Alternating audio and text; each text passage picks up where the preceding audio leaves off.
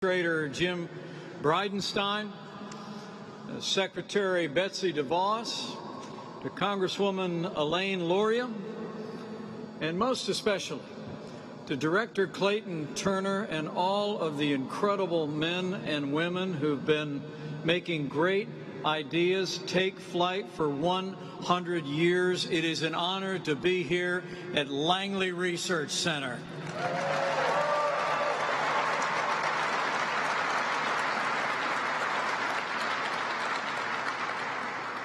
Director Turner and I have been walking through wind tunnels, talking about flights to the moon and to Mars, and seeing the new technology coming together. And I have to tell you, Mr. Director, it's been truly inspiring. Although he said to me just a few moments ago, what inspires him most is all of you. He said his whole job as the director of Langley Research Center is, and I'm quoting now, is to create an environment where all of you can continue to be amazing. So join me in thanking Director Clayton Turner one more time. Stand up, will you? Thank you, Director Turner. Thanks for doing such a great... You can show your appreciation. This is a man who loves this institution and is a great, great leader in this program. Thank you so much.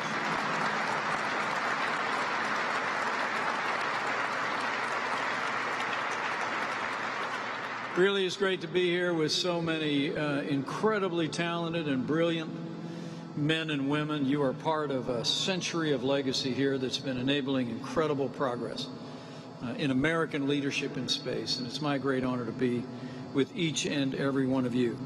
And as I begin, allow me to bring greetings from a friend of mine who is also a great friend of American leadership in space and all of the men and women who have made it happen, past, present, and future. I bring greetings from the 45th President of the United States of America, President Donald Trump.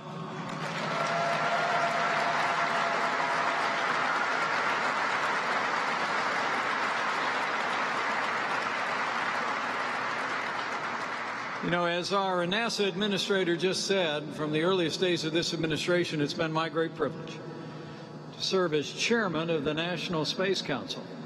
I remember when we were campaigning for these jobs that the American people gave the president and I, he picked up the phone one day and called me, and he said, you know, I'm thinking of restarting the National Space Council. It had been dormant for 25 years.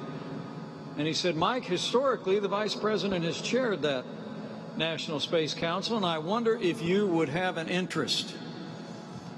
What I didn't tell him was that this small-town boy from southern Indiana's favorite memories of my youth were sitting in front of a black and white television as we saw one small step for man become one giant leap for mankind. I didn't tell him that when our kids were very young, we actually vacationed at Cape Canaveral just so we could go see the rockets. I didn't tell him that all of my life, my imagination had been fired by American leadership in space. So I just said, when he asked me if I'd chair the National Space Council, I said, would I? Are you kidding?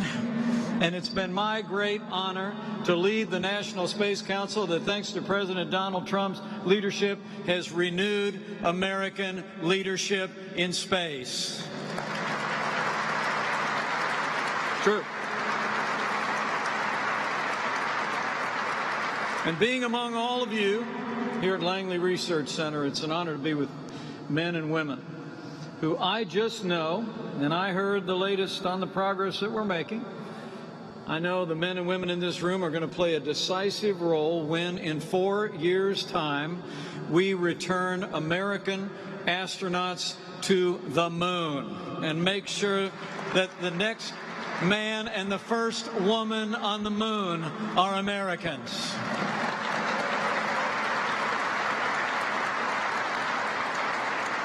But more on that in a moment. It is a special privilege for me to be here at Langley today, to walk these grounds, to see these facilities, really to see in so many ways where it all began.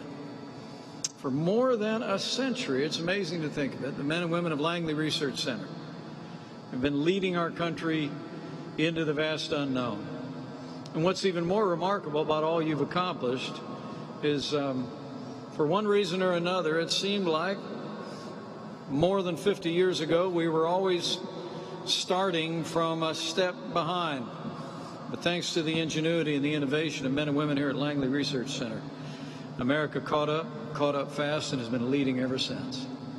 You know, it's easy to forget that in 1917, when Langley was actually founded, the Wright brothers had launched the aviation age on Kitty Hawk just 14 years before. But at that time, I'm told England, Germany, and Russia had more than 1,000 airplanes, and while the United States only had 30.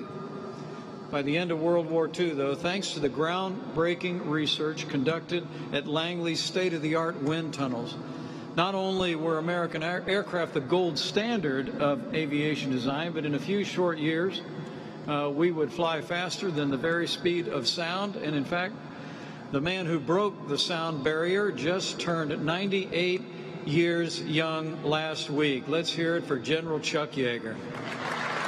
And for all of you who designed the aircraft that went Mach 1 and beyond. There was another moment in history, too. It was 1957, a couple years before I was born. The eyes of the nation again turned to Langley when the Soviet Union launched Sputnik into orbit. The space race was on, and America was hurrying to catch up. Soon, the truth was, the Soviets would widen their lead by sending the first man into space.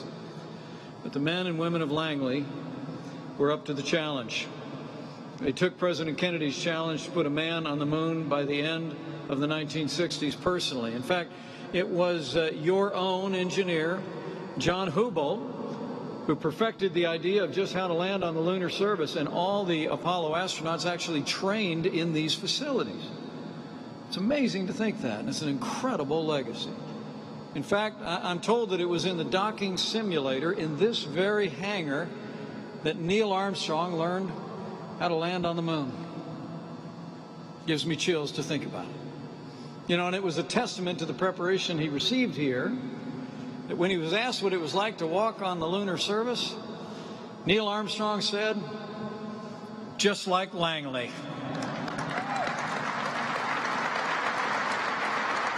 That's impressive. In the years that followed, you all continued to excel, continued to push our nation further into the new frontier, landing a spacecraft on Mars in 1976, developing the space shuttle, helping to build the International Space Station, where American astronauts have now served for more than 2 decades.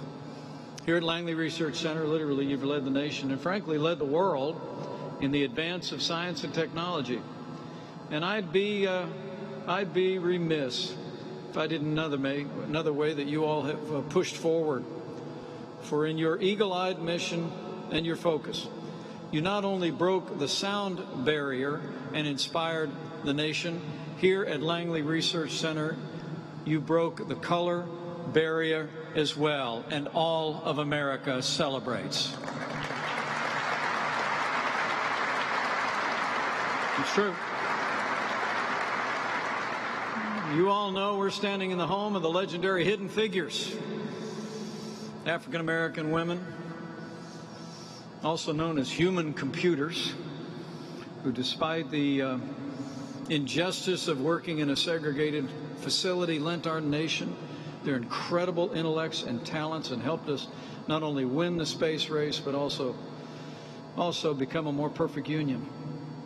Like one of the first African-American women to work for NASA.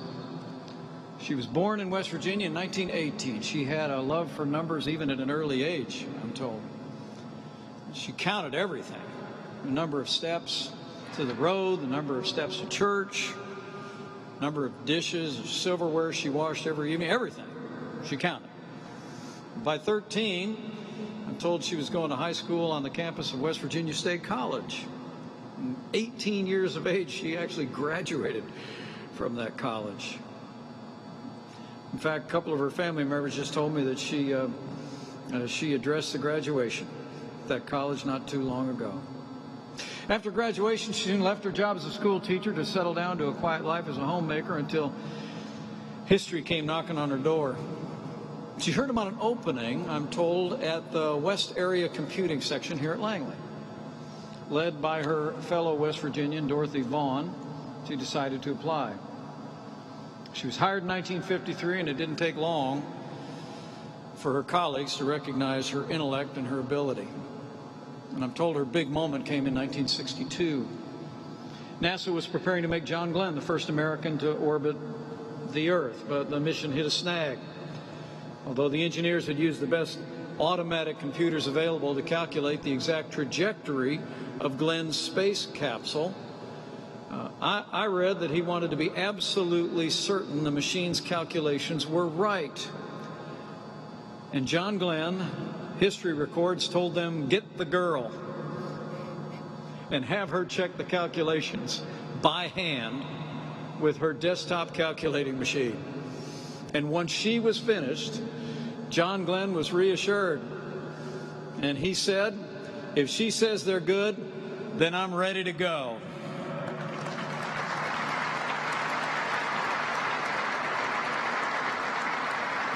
And he was.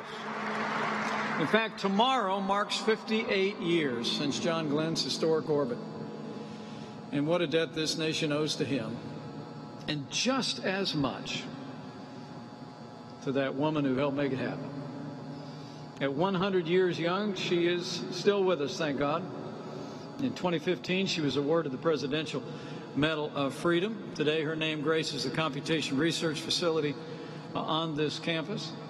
And we all remember the extraordinary motion picture that inspired the nation just a few short years ago. So let me say, in honor of African American History Month, join me in recognizing a truly great American pioneer, Katherine G. Johnson.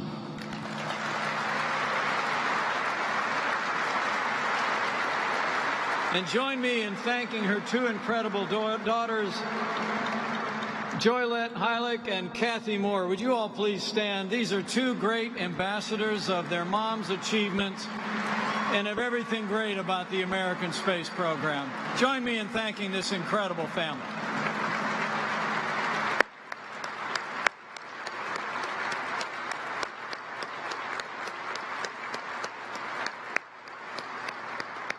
Thank you, ladies. Thank you so much.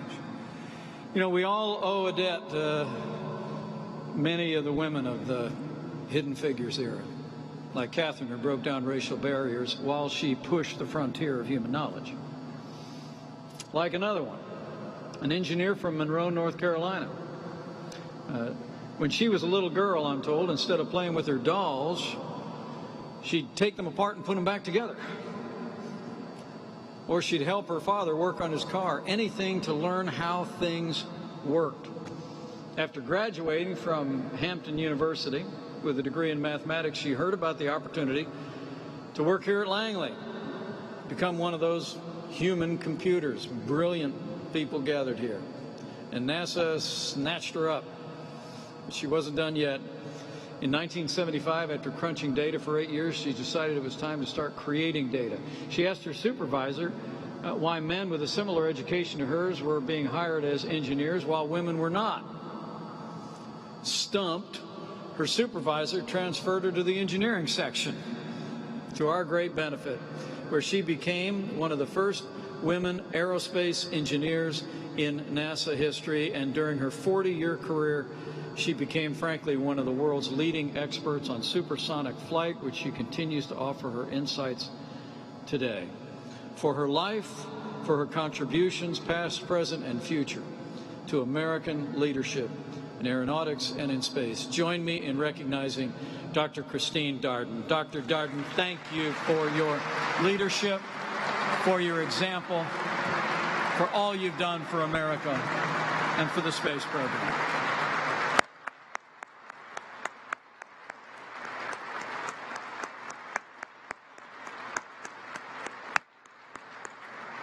Such an honor to be with you today. Thank you. Thank you so much. You know, ever since Katherine and Christine came to NASA, all of you here at Langley have continued that proud tradition of empowering Americans from all walks of life and every background to take part in the extraordinary experience of human exploration and discovery.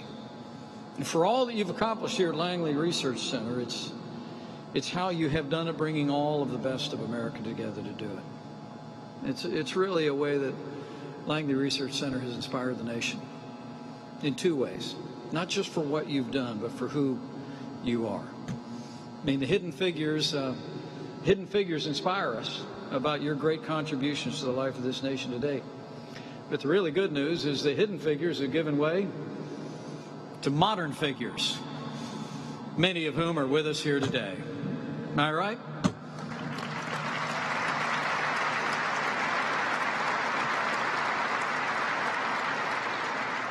So, in fact, a couple I wanted to mention join me in recognizing the first African-American Deputy Director of Johnson Space Center. She is with us here today and is truly an amazing American. And Vanessa White, where are you, Vanessa? I knew I'd written it down. Vanessa, stand up. Come on. She's here from Johnson Space Center.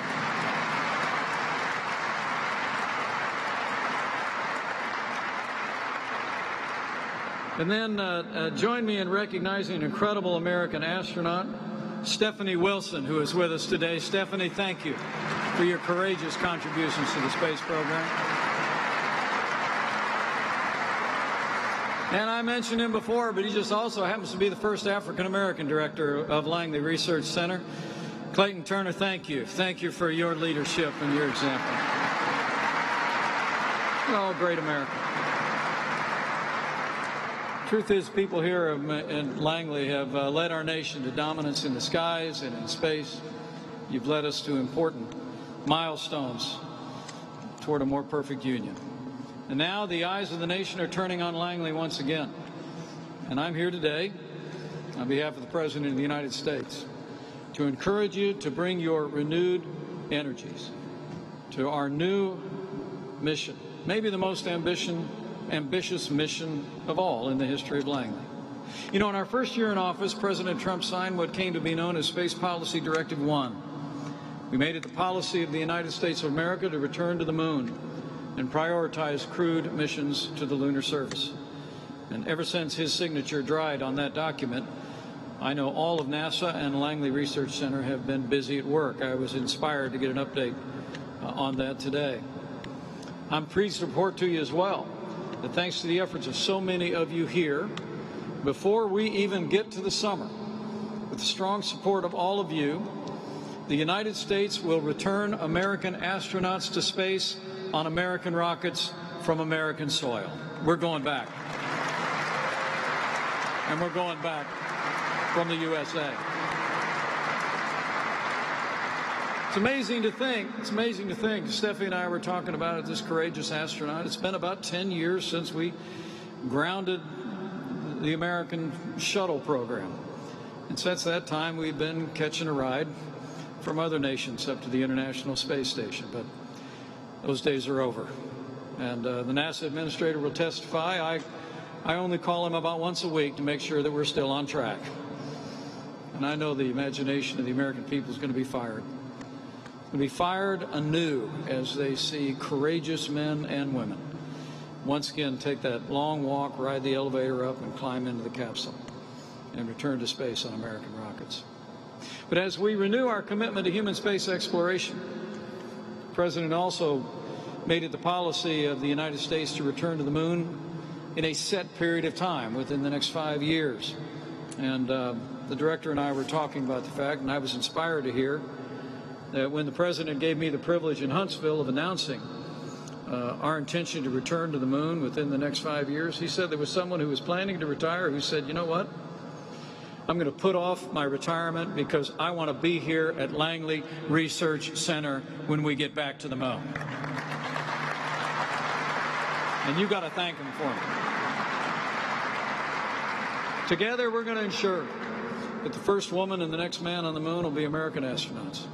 As President Trump said, we will return American astronauts to the moon for the first time since 1972 for long-term exploration and use, not only to plant our flag and leave our footprint, but once we get back to the moon, as the President said, we're going to establish a foundation for an eventual mission to Mars. We are going moon to Mars, and Langley Research Center is going to get us there.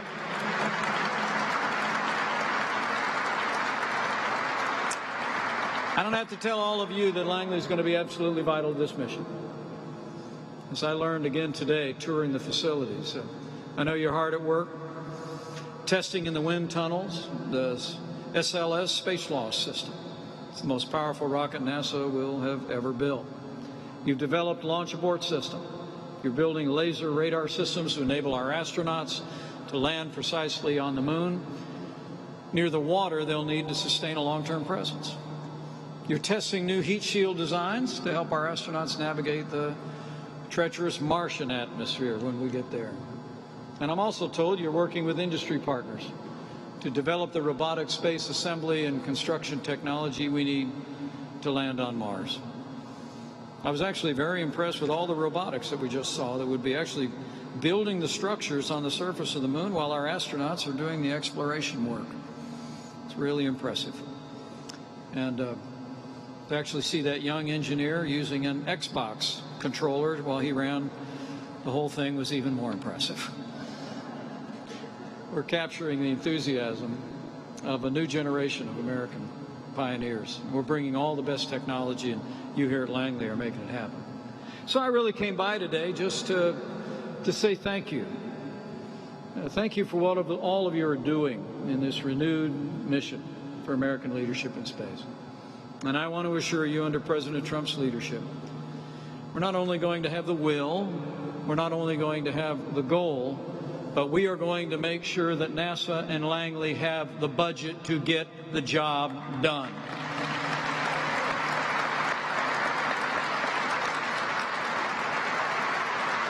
We're going to do it.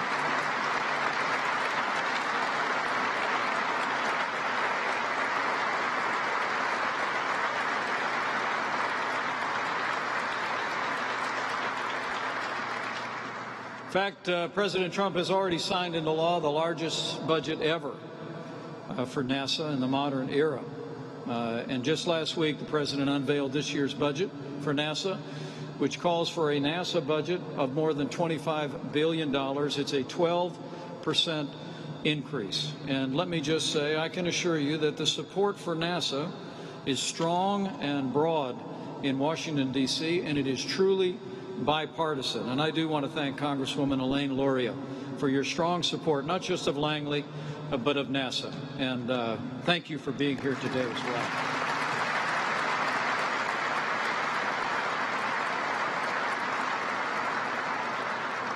Now, of that amount, you'll be glad to know, of the $25 billion in our budget, more than $12 billion is dedicated to making the Moon to Mars mission a reality.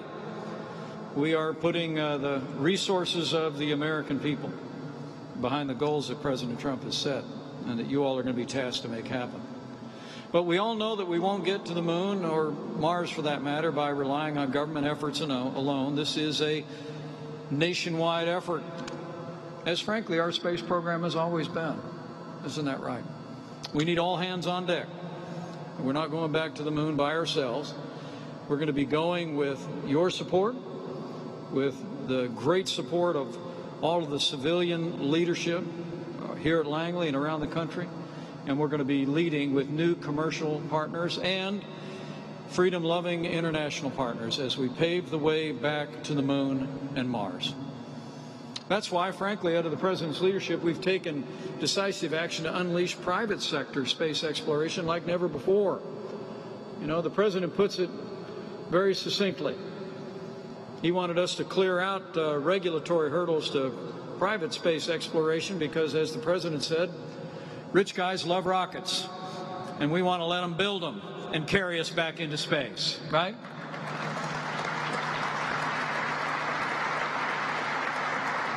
We want to see that entrepreneurial spirit continue to develop, and it is. I don't have to tell you here at Langley about the incredible entrepreneurial energy behind the space enterprise in the United States. You all are going to continue to be partners with all those private sector companies to make that happen. And I want you to know our administration is absolutely committed to making it possible for men and women in American businesses to meet our low Earth orbit needs, to provide for space tourism and to provide for the basics of space exploration and travel so that we can focus our energy on going farther and faster and beyond, getting back to the moon and then on to Mars, and leading mankind in human space exploration. It'll be the people here at Langley and NASA centers nationwide that are going to be partnering with all those private sector firms and organizations, and I encourage you to do so. We've been hard at work streamline licensing regimes that oversee commercial launch, re-entry, and remote sensing operations. You know, it's amazing.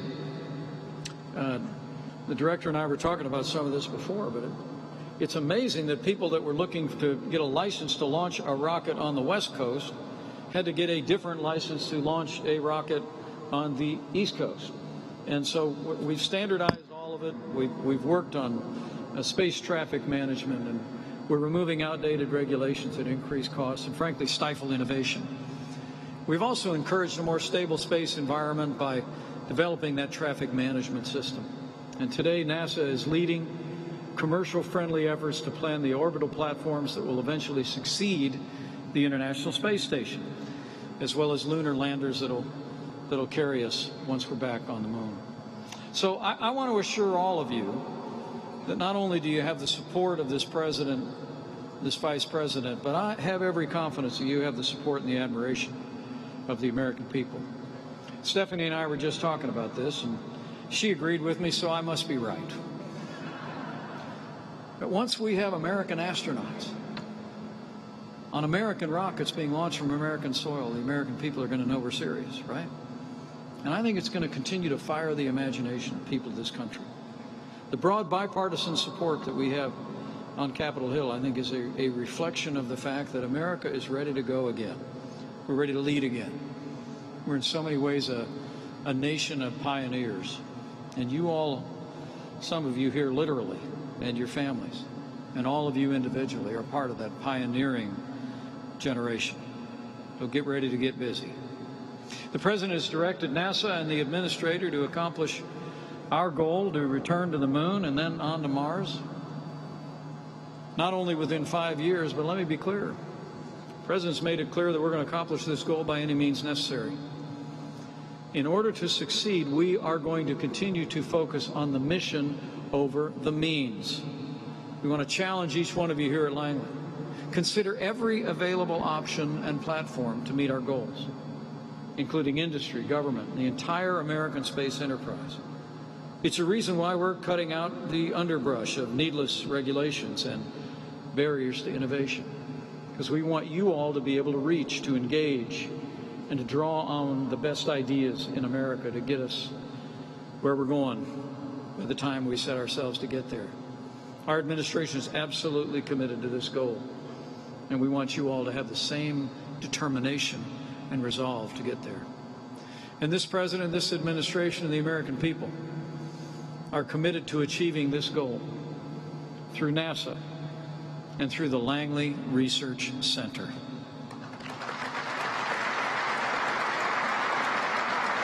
So let me at least give you one word of admonition on behalf of your President and on behalf of the entire National Space Council. More than ever before, we want you to engage your imaginations, your creativity. Challenge one another. You know, there's that old proverb that says iron sharpens iron. So I encourage you to come in every day with that same impatience and energy that, frankly, I heard in the voices of everybody that Director Turner introduced me to today. The enthusiasm as we walk through the center, the fire in their eyes. Let's let that be in your eyes. And as I said before, we engage with the private sector, demand that they bring their best into this effort as we lead America, and America leads in human space exploration again. The truth is, I know I'm standing before some of the most brilliant people in this country, or in the world. But there's also many in the private sector who are going to benefit. They're going to benefit from your knowledge, from your collaboration. We encourage you to reach out, to engage them in every appropriate way, to help us achieve our mission. Keep building on the partnership that the American space program has always been in this country. It's never been enough here at Langley Research Center to sit behind a desk and perfect theories. Theories are meant to be tested, and each one of you are men and women who understand that. You're in the testing business. You develop the theories here, and then you've made sure through the generations that they've worked. So I want to challenge you to continue to bring your renewed energies to that, and challenge our partners in the private sector to do the same. Give us new perspectives, know-how to make the ideas and the goals of the American people a reality. Innovation never happens in a vacuum. Langley's been proving that now for a century. So we encourage you to bring it all together, bring the team together, challenge one another, and challenge our partners around the country to join us. And the best ideas come from debate, they come from testing, they come from conflict. So I just encourage you to get out of the office, keep working hand in hand with all of our partners around the country, and know that we're going to have your back every step of the way. And in the midst of all of that, I just encourage you to have faith. Have faith in one another. I mean, you all are 100 years into an extraordinary enterprise here at Langley Research Center. It's humbling to think of all the history that's passed through this place. And here at Langley, you have a tradition of excellence, of open-mindedness, of partnership, of collaboration, innovation. Now more than ever, we need you. We need you to continue that tradition as America renews our leadership in space. But just believe in one another, in the limitless capacity of the American people to accomplish any mission once we set our minds to it. It's what we proved when I was a little boy, when a president gave a speech and said we would land a man on the moon by the end of the decade. And I had an astronaut tell me not long ago what was remarkable about that is we didn't know how to do it. We didn't have the equipment to do it. We didn't have the people trained to do it. But America did it. And we're going to do it again.